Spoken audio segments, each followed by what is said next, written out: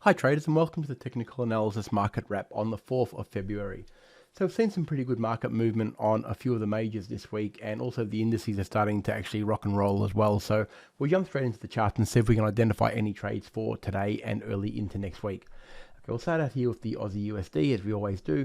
We can see that it's at a very strong roll reversal zone. So we can put a horizontal line here and actually really mark out exactly what we are seeing. You can see that we've had very strong support through there and this area here around late last year. And it's finding itself there with two big indecision candles yet again. So this is the daily chart, of course. So we've got the 20 moving average bearing down on it as well. So there's a lot of resistance right in front of it. Apart from the roll reversal zone, we've got the 20 moving average, which is rejected off twice. And also, if we can do it, I will actually draw up a fib for this particular trade.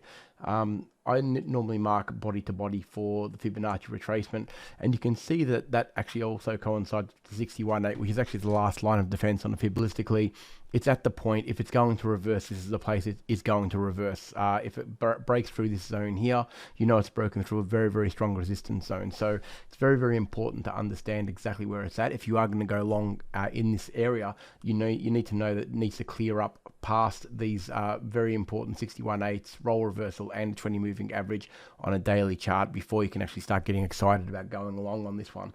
So really, with an indecision candle as such, I'll zoom it in a little bit. You can see here there's basically a perfect doji. Really, we've got the high and the low very similar to where the open and the close is. So there's been a lot of market movement throughout that day, but nothing actually transpired by the end of it. So realistically, we need to go to the smaller time frame to identify what's going on here. We're either going to get a series of higher highs and higher lows, which will give us the opportunity to go long on it, or of course, if it goes down lower, which is probably the preferred trade. There's more saying that it's going to go lower than it is higher because of all of the resistance in front of it. So of course, the preferred trade here would be to see it do a lightning bolt to the way down, which is a series of lower highs and lower lows, and then we'll be able to short it down to around that 70-cent mark. So good trading, I think, on this one. It's just a case of waiting waiting for the confirmation of the lightning bolt, more importantly. And we know we've got a very, very clear target to aim for, which is what we like most about these sorts of trades. If we can get it down to that 70-cent mark again, we know that's a very, very strong support. And of course, if it does break through this resistance and starts to trend higher, we know that we can start aiming for that 72.90, 72.80 area, which is the next real point of roll reversal again. So really, really good trading on this one. Just waiting for the opportunity to get that lightning bolt in either direction. All right, the next one we'll have a look at is the US dollar CAD. This is very similar, but basically in reverse. I am going to draw the fib again today. I'm going to use the fib quite a bit today because we've got a lot of very key levels. And although generally when you do know what your fib levels are, you don't really need to draw it. I think for the example, I will show you just so you know what I'm looking at as well. And it makes a bit more sense for the TA. So, you know, obviously we know this level bounced up very, very strongly. We've seen weakness this week on the daily chart. Now, again, we'll draw the fib and we draw it again from the close and the opens. Okay, we don't worry about all of the noise between the wicks. And you can see this one's actually a bit of more of an aggressive pullback down to the 38.2. So realistically, it is a bit of a roll reversal, not as strong as the other one. You can see that we had resistance right through there. But yeah, nothing to really write home about. You're not going to get overly excited. But what I do see here is, yeah, two moving averages effectively flatlining, and it's sitting right on top of them, and at a 38.2 Fibonacci pullback, which is actually my favorite pullback. The 38.2 is the one that I like the most because it's the one that makes the most amount of sense. Okay, so realistically, we can see that we've got very, very strong support. We've got MACD about to go into positive territory. Pretty much is really. So it tells us that the 12 is above the 26, which is great.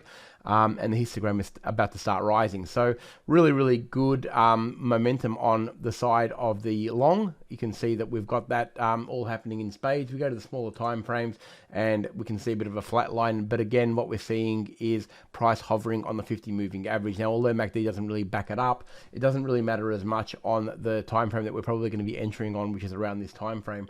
We'll go one time frame lower on the 1 hour to give us a bit more of an insight. MACD is flatlining here. No surprises there, because obviously the moving averages are doing the same. But again, it's a really simple movement. All we're wanting here is a change of trend on the smaller time frame. We can start with the 1 hour. If we get a series of higher highs and higher lows and we get that lightning bolt that we're looking for, we start to long the CAD. And that goes in the direction of the major trend, which is really what we want. We want to see, you know, momentum moving in the direction of the prevailing trend. and the upside is where that prevailing trend is. So that would be a really nice move if we can get the lightning bolt, break above these levels here, a close above the 127.20, and we are good to go to around the high 27s in the first instance. And if we go out a bit further, of course, we can start aiming for an even higher move up into the 128.50s. Okay, so that's the real target that we're going for here. But in the initial target, we're going to go for the previous high, which is a pretty good scalp in itself. So very, very strong level here. Look for that reversal. Now, if it goes the other way, of course, and we get a lightning bolt all the way down and it breaks past all the Fibonacci zones and everything else, then we start looking for the shorting opportunities. And that next shorting opportunity is going to come in the way of the next support zone, which is around that 126 area. So also some reasonable scalping on the way down, but of course the preferred trade is on the way up because that's in the direction of the prevailing trend. All right, we'll go over to the US dollar yen. We'll start out on the daily though. We've had a bit of a resurgence over the last little period. We can see here that we've pulled back to the level that we broke through a couple of weeks ago. It's above the moving averages again, and the moving averages are still trending higher. So for all intents and purposes, it's still looking reasonable for the long. Now, you know, I didn't really like that it didn't make a higher peak here. Ideally, in a strong market, we want to see higher peaks being made, but I am forgiving it and giving it a little bit of leeway, mainly because of this one here. It was a previous resistance, and it was very close recent resistance. So no real surprise to see it break here, so I do forgive that. It's come back to a level where you would have effectively looked for the trade to get in. Not a bad area to get in at all, and you can see we've had a very strong day.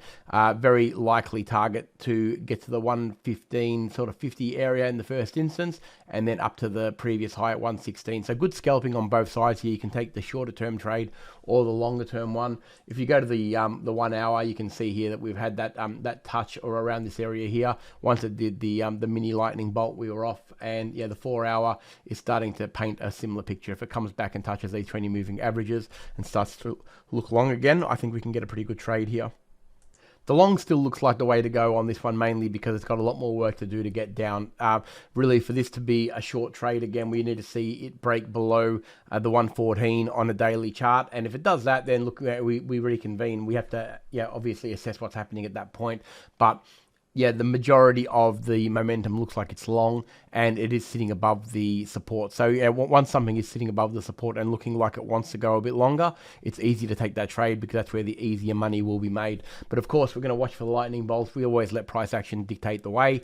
And if indeed we do get that close, we're going to see a bit of a sell-off.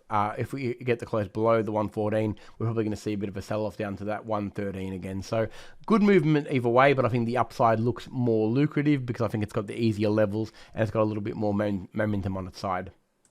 All right, so we do have to be mindful that it is non-farm payroll Friday because, of course, it's the first Friday of the month. So, yeah, the market movement is probably going to be a little bit slow throughout today's trading in the Asian session, but it might certainly pick up and get some momentum around the New York Open, especially around the non-farm payroll announcements. So just be very mindful of that, we may see a little bit of quiet action throughout the next 12 odd hours, and then it will start to pick up, and we could see the volatility, we could see these blasts through these levels. So just definitely keep that in mind. We'll move over to the dollar index now. Dollar index has been very, very weak. As you can see, the evening star has played out now and completely shorted past this level. We've got the close below the 95.50, which is not pretty. I mean, it's the candle still open. If it closes down here, the weekly candle is going to be the teller on this one, and I think we can't really know that until obviously non-farm payroll comes out. So we go to the weekly chart again on this one, and we can see that if this candle closes the way it does, it's going to look pretty ugly, that's for sure. It's still sitting technically at support, even though it's broken down past the level that we've got here. I mean, that level could easily be moved down here, and it could still make sense. You can still see here that this is a very strong support for it. And yeah, obviously, we would expect that support to play out again, coupled with a 20 moving average and a 200. But look, this is definitely the last line. If it breaks past here, it's going to look very, very ugly potentially next week. So what we want to be doing is paying a lot of attention to the weekly close on this one. It's about the only thing we can do. Again, we don't expect a lot of movement today until New York opens, but in New York close will be a very, very important close. It'll tell us the good idea of the direction for next week's trading, that's for sure. So just keep a very close eye on this one, and we will look at it and reconvene after the non-farms. Monday will be the teller. If we get a good close or a big rejection this week, it's going to bode very well for a strong week next week. But of course, if it closes around, it probably don't really want it to close around this level because it doesn't really tell us anymore. but it does tell us that the support is held. But if it closes below the support, then it's going to probably see a pretty strong euro next week. So we've got to be very mindful of that.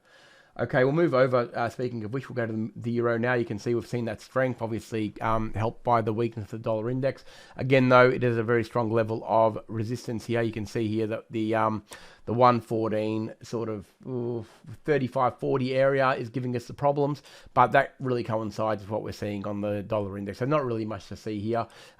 It's a bit of a wait and see. We can see that the morning star in this instance has played out, but that pattern's already played out straight into resistance. Okay, so if you traded that, now is definitely the place where you want to be taking profit on that pattern, and it is obviously at a resistance zone. So really, it is a bit of a watch and see on this one. If we see any sign of weakness in the coming sort of few hours, especially in the Asian session, we could see potential pullbacks down to around that 113.80 area. That's probably all I would expect before non-farm actually comes out, and that will probably also coincide with what we're seeing with moving averages. You'll see that on the 4 hour, we've seen a very, very big move, but the 1 hour is probably the better guide. If it pulls back down to that 113.80, that'll be about a 20 moving average pullback. So not a bad level to either get back in or actually take profit if you are shorting it. So let's move over to the ASX 200 now. Look, this is an interesting one. We've got a bit of basically an evening star pattern playing out at a point where I would have probably expected to find a reasonable amount of resistance, mainly because of the roll reversal zone through here. It didn't quite reach it, and it probably sold off a little bit prematurely, but at the same time, we are again on a non-farm payroll day, and we are going to be dictated to by what happens in the US, of course. So realistically, this is a bit of an interesting one. What I'm going to do, I am going to draw a Fibonacci on this one as well. Again, body to body, and really what you'll see is it actually sold off at the 38.2. So you can see here that the evening star was right on the 38.2 fib from the last swing. Okay, so a pretty key zone, and realistically, this little bit of weakness is no surprise. Look, I don't expect much from this today, but I think the fireworks may well start during the New York session, and next week I think we'll get some consolidation and either a directional break either down to the previous lows again, or it may start trending higher. But the key line in the sand here is the 71.30, the level I've got drawn up here, and of course the other level of 6,900. If it breaks down and closes either above or below those two key levels, I think that we're going to see a bit of a trend continuation for the next few weeks. There's no worries about that. So certainly an interesting one. Pattern played out really nicely, but a very, very important zone that it did sell off on. The 38.2 can't be understated how important that pullback actually is. So a really, really important one. The last one we'll have a look at is the S&P 500. This is a bit different in itself because this Fibonacci, if we draw this one, you'll see that it's actually quite a bit of a deeper pullback. You can see here that this one actually went all the way to the 61.8, and it was a little bit more disjointed than the Aussie 200. So you can see we've got a little bit more going on here. We've seen quite a big rejection from today's sell-off throughout that session, but now it's starting to trend a little bit lower and hover between the 20. Again, just be very, very mindful of a pretty quiet 12 to 14 hours on this one, but New York could certainly fire it up. We know that we're at a very strong level here. We can see that just through the previous touches. Okay, you can see here that we've got very strong resistance, strong support, and now we've seen a weakness. It's tried to break through there. It's basically a really ugly evening star out of 61.8, the last point of real resistance from a Fibonacci standpoint on that swing. So there is a fair bit of weakness sort of brewing in this area, and this is what I'd be looking out for. Look, for it to go long, in my mind, it has to close above the level here. So to go long on this particular trade, it has to close above 4,600.